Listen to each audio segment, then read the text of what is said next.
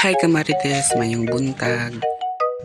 So karong dig adlaw no kay tin-aw kay suba. Lami kay maligo kauban ang mga marites. So di na ta magdugay-dugay no, apaso na nato sila. Go. Ang amo ding plano no kay manguha mig saging kay para samtang naligo mi nami kanon. Wala tayo dugay-dugayan pa. Tara na. Go.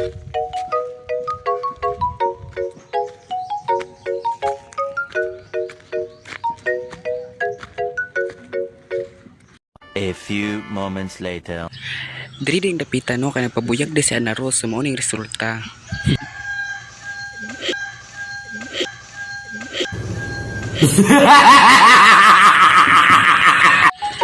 Samtang naglakaw mi mo pa nigi problema sa isa.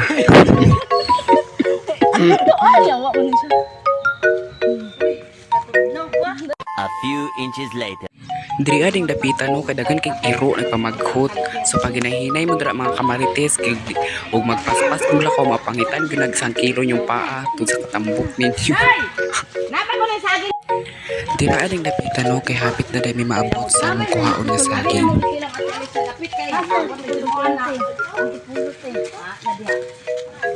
2 hours later. So diri ding dapitan no kay gisugdan nagputol ni Angelo ang saging. Uy, di ara, naputol na gyud. So, proceed to the next mission. Nagkuha na po rin kong kuhit kay mandugit mi og puso sa saging. Si Rizabel din tigtugkita na no, dayon ako ray tigpunit or tighakot ana sa kuan butanganan kay pag humana mo ana, manguli na dayon mi. So, mo to.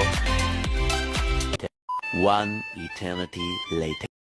Kami sa bundok, kumuha ng Puso. saging. Mga naong sa... So, diri ring dapitan no, kay gihakot na day namo ang among nakuha na saging ug puso para mamauli nami amon ring lutoon.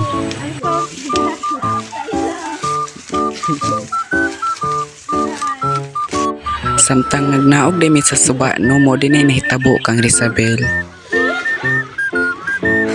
Nice slide na si Ana Rose guys, si Ana Rose guys, si Ana Rose guys, si Ana Rose guys.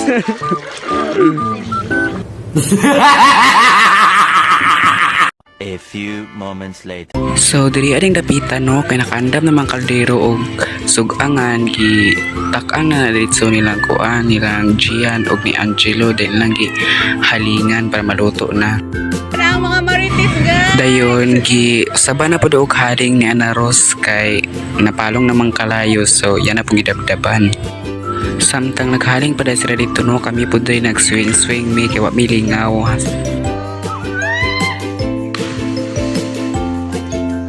1 eternity later. So luto na din siya guys, so maura to guys, mga onami, bye bye.